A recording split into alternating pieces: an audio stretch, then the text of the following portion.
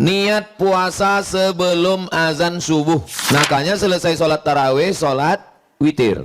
Habis witir kata Bilal, nawulis saum yarhamkumullah. Berniatlah kamu untuk puasa, semoga kamu dapat rahmat Allah. Kenapa Bilal di masjid itu ngajak niat? Takut yang ketiduran lupa berniat.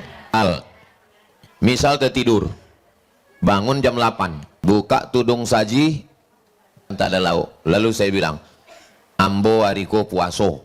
Bisa apa tak bisa? Memang jam-jam segini kurang fokus memang ya. Misal, saya tertidur, bangun jam 5.30. Habis itu saya bilang, aku puasalah hari ini. Tak ada niat, tidur. Lalu kemudian bangun 6.06. Tanya, ada lauk bu? Enggak ada.